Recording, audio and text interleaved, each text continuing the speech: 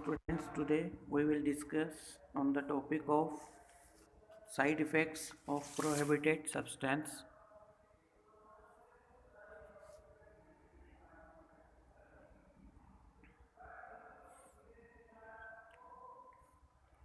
First, we will discuss the side effects of anabolic steroid. Anabolic steroid, although there is a lack of well-controlled studies in this field, still a number of studies have concluded that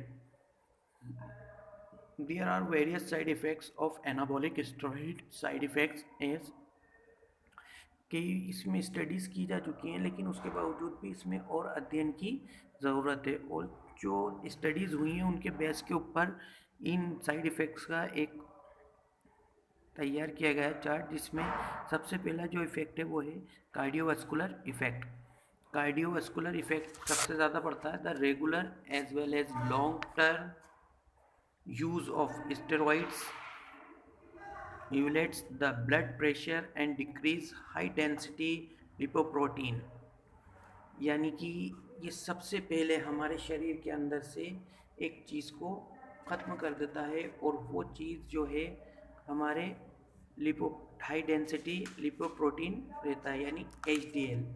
HDL को अगर हम define करें तो HDL हम इस तरीके से कह सकते हैं कि ये एक हमारा गुड प्रोटीन के तौर पर काम में लिया जाने वाला कोलेस्ट्रॉल, गुड कोलेस्ट्रॉल है, जो हमारे शरीर से एक लीवर तक कोलेस्ट्रॉल को पहुंचाता है, और फिर वहाँ से वो चीज़ फ्लश आउट कर दी जाती है बॉडी के बाहर। HDL डेंसिटी लिपोप्रोटीन कहलाता है।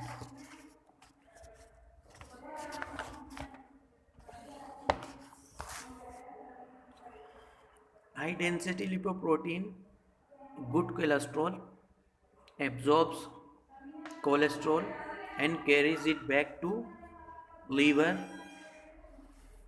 and liver flush it from the body. It can reduce the risk of heart disease and stroke। यानी कि आपके शरीर से सबसे पहले HDL को कम करना।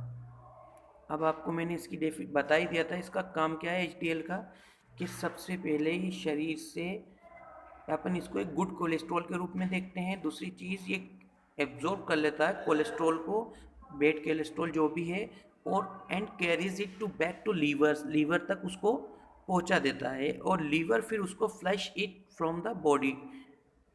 ओके, हम वहाँ से उसको फ्लश कर देता है बाहर की तरफ। And HDL chances of heart disease and stroke, ये इसके जो चांसेस होते हैं यानी कि दिल की बीमारी के और हार्ट डिसीज़ के, इनको कम कर देता है।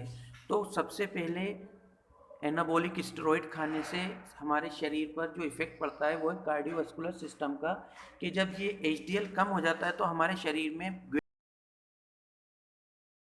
ब्लड कोलेस्ट्रॉल कि हमें हार्ट डिसीज़ होने का ख़तरा काफ़ी रहता है, और स्ट्रोक भी हो सकता है। एंड अब आगे देखिए, दूसरा है endocrinal side effects. The use of steroid increase the aggression, sexual desire, and sometimes leads to criminal behavior. Males become impotent and testicles shrinks, breast gets enlarged, sperm productions reduce, and men become bald।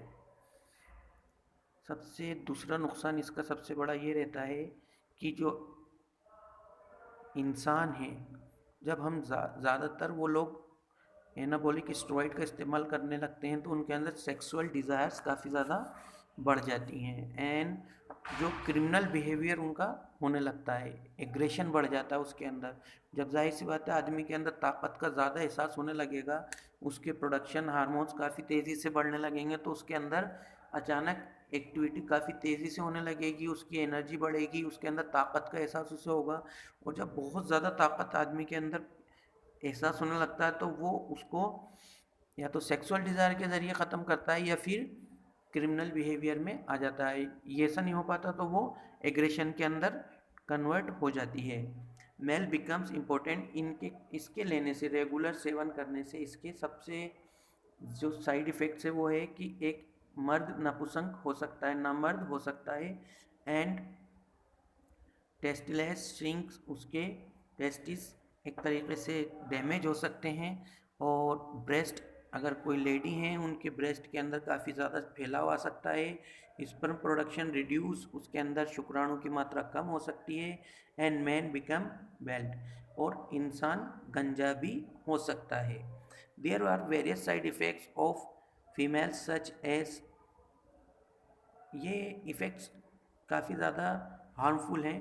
अपन ये देख लें, masculinizations, excessive hair growth on the face, body, deepening of the voice, enlargement of clitoris and abnormal menstrual, यानी कि इंसान के शरीर के, ladies जब इसका इस्तेमाल करती हैं तो उनके साइज़ काफ़ी बढ़ने लगता है ब्रेस्ट का। और दूसरी चीज़, इनके अंदर हेयर ग्रोथ काफ़ी तेज़ी से होती है, जो रुआं होता है वो चेहरे पर आने लगता है, आवाज़ काफ़ी भारी हो जाती है, और एक महिलाओं के अंदर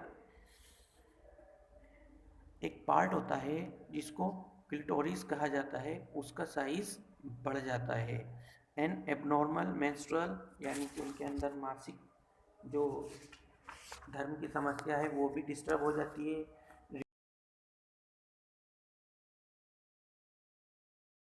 रिड्यूस द साइज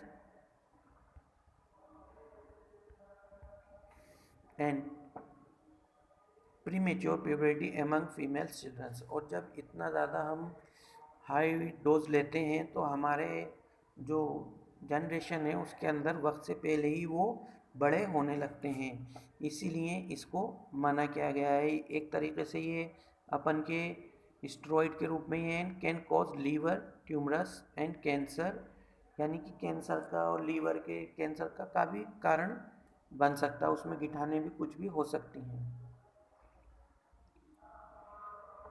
आगे देखिए आप, आगे इन्होंने दिखाया फिजियोलॉजिकल इफ़ेक्ट्स आते हैं काफ़ी कुछ।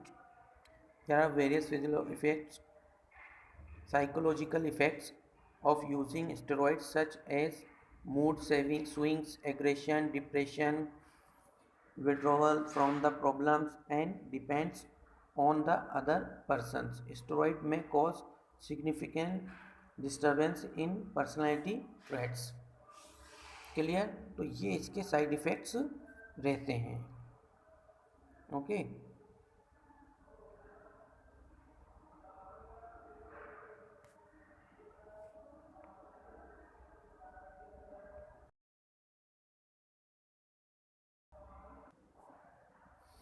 अब हम आगे देखेंगे। Stimulants increase the heart rate and palpitations. They usually cause insomnia, anxiety, and aggressions. Users of stimulants lose of ability of prudent judgment. In fact, they falter in decision making. There may be maximum chances of getting dehydrated. These stimulants increase anxiety, hypertension, and body temperature. These reduce the rate of respirations. These can use heart failure.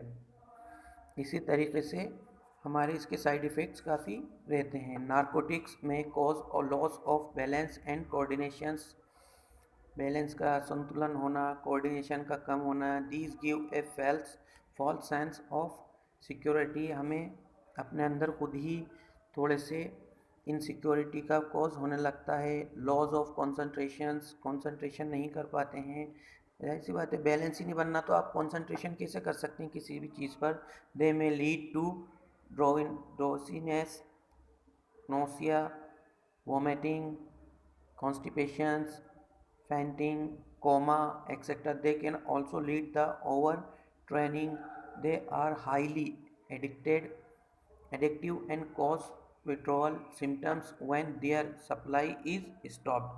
They create illusions of athletics power and beyond actual capacity. तो ये इसके side effects रहते हैं। Clear?